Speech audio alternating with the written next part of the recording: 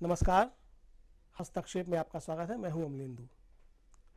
कल TV live पर एक गंभीर परिचर्चा का आयोजन किया गया, जिसमें देश की राजनीति में हो रही उठापटक का विश्लेषण वरिष्ठ पत्रकारों द्वारा किया गया। इस परिचर्चा में मैंने भी हिस्सा लिया। आइए देखते हैं इस परिचर्चा के कुछ प्रमुख अंश। साभार। राजीव जी, मैं तो ये सोच रहा हूँ कि आज गुजराती लॉबी को नींद भी आएगी कि नहीं आएगी, और अगर नींद आएगी तो ख्वाब में कहीं आगरा उनको दिखेगा। राहुल गांधी, अखिलेश यादव, प्रियंका गांधी और उनके पीछे जो जन सैलाब है, और जन सैलाब में वो गूंजती हुई आवाजें, वो नारे, और वो नारे, नारा जय भीम का जी। आगरा दलित राजधानी देता है। वहीं पर बेबी रानी मौर्य उत्तराखंड की राज्यपाल थी, जिनको हटा कर बीजेपी लाई थी, और ये मैसेज दिया गया उस जाटव समाज में कि साहब वो मुख्यमंत्री हो सकती हैं। लेकिन मुख्यमंत्री कौन बने? अजय सिंह विष्ट, योगी आदित्यनाथ। तो वो दलित समाज ठगा हुआ महसूस कर रहा है। और उस आगरा में आज राहुल गांधी थे, जिन्होंने उस पूरी भरो न्याय यात्रा के जरिए दलितों के सवाल को, आदिवासियों के मुद्दे को और पिछड़ों के जो अधिकार हैं, चाहे वो जनसंख्या और जातिगत जनगणना का सवाल हो, आरक्षण का सवाल हो, इसको लगातार वो जो उठा रहे हैं, उसके जरिए वो विश्वास यहां पर सड़कों पर, ये सिर्फ लोग नहीं है राजीव जी, ये जन विश्वास है। और जन विश्वास जब उमड़ता है तो बड़ी बड़ी सत्ताओं को हिला करके रख देता है। और आज मुझे लगता है कि कम से कम उत्तर प्रदेश से, मैं वहीं की बात कर रहा हूं, उत्तर प्रदेश से तो भारतीय जनता पार्टी की चूलें हिल गई होंगी, क्योंकि बंगाल से आप कई सीटें हारने जा रहे हैं, जो पिछला आपने जो प्राप्त किया था जी। कर्नाटक में दहाई का अंक नहीं छूने जा रहे हैं। महाराष्ट्र में भी वही स्थिति, और वही स्थिति बिहार में भी है नीतीश कुमार के आने के बावजूद। तो मोदी जी भरपाई कहां से करेंगे? उनका निशाना केवल उत्तर प्रदेश था, और वो सोच रहे थे कि 80 में से 80 सीटें अगर यहां से मिलती हैं तो वो शायद तीसरी बार प्रधानमंत्री बन सकें। लेकिन आज की इस जोड़ी ने, और राहुल गांधी तो कई दिनों से उत्तर प्रदेश में चल रहे हैं, पूरे माहौल को, पूरी हवा को बदल करके रख दिया है। और अब ये उत्तर प्रदेश कह रहा है, उसकी जमीन कह रही है, लोग कह रहे हैं, और वो जमीन कांशीराम की है, वो जमीन सामाजिक न्याय की है।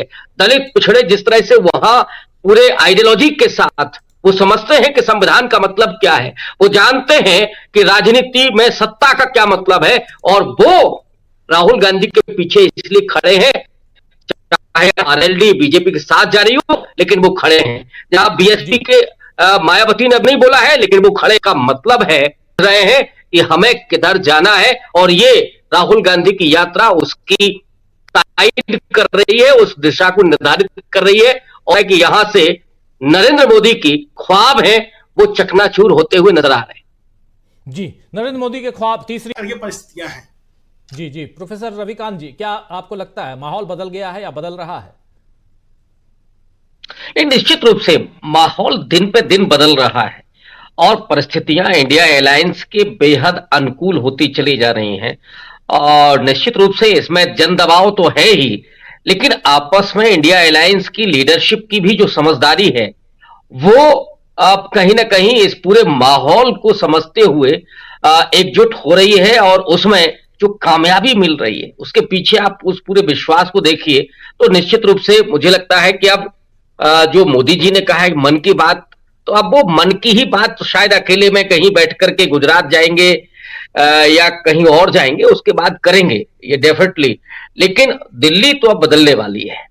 ये जो उत्तर प्रदेश की तस्वीरें हैं, आज बंगलौर की जो तस्वीरें हैं, या दो तमाम और दूसरे जगह की जो तस्वीरें हैं, वो ये दिखाती हैं कि अब माहौल काफी कुछ बदलने लगा है। और जिसको कोशिश की गई थी कि राम मंदिर के मुद्दे पर, हिंदुत्व के मुद्दे पर, और नरेंद्र मोदी के अपने ब्रांडिंग के सहारे ये चुनाव जीत लिया जाएगा, तो जो रोजाना असफलताएं सामने आ रही हैं, मतलब उत्तर प्रदेश में ही जहां न्याय यात्रा चल रही है, वहां आपने बेरोजगारों के साथ क्या किया?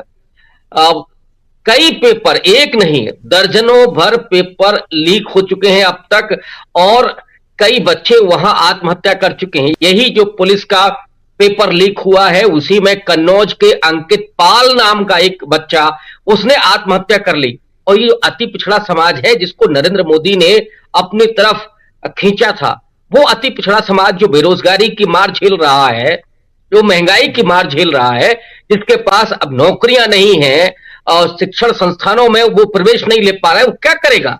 मोदी जी को कब तक वो ये सोच करके कि नहीं मोदी आएंगे तो वो अच्छा करेंगे, अच्छे दिन लाएंगे, ये सब मुझे लगता है कि चीजें अब दूर हो चुकी हैं।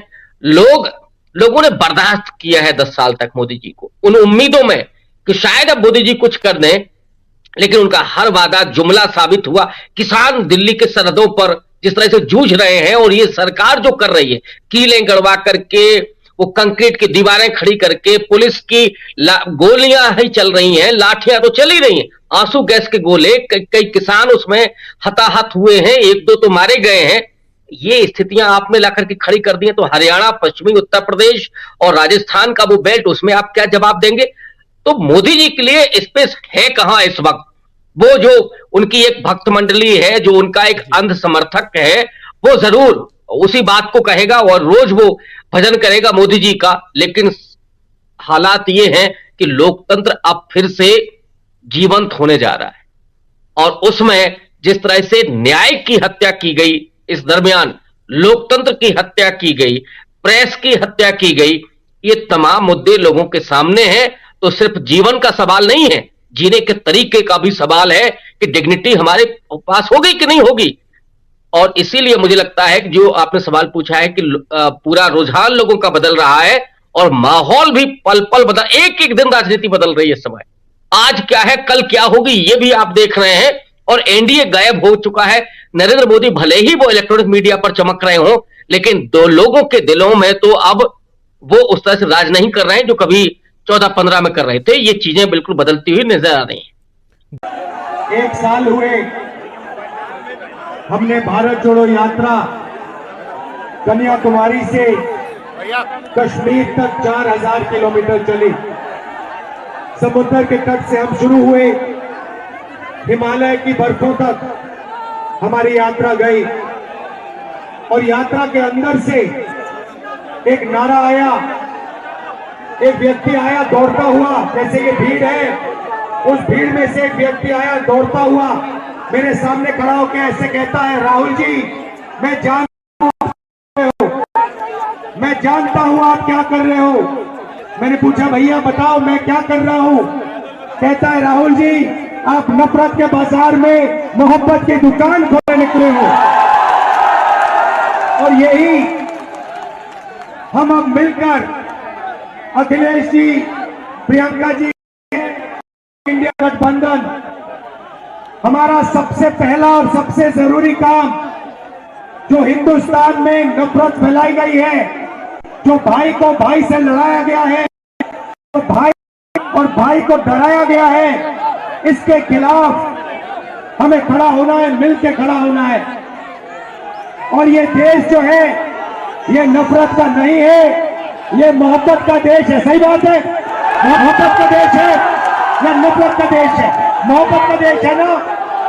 तो पहली लड़ाई नफरत को खत्म करने की लड़ाई है। मैं आपसे पूछता हूं, नफरत को नफरत से काटा जाता है? नहीं, नफरत को सिर्फ मोहब्बत काट सकती है। सही बात। नफरत को किस चीज से काटा जाता है? सुना नहीं मैंने? ये मोहब्बत से काटा जाता है और हम इनकी नफरत को मोहब्बत।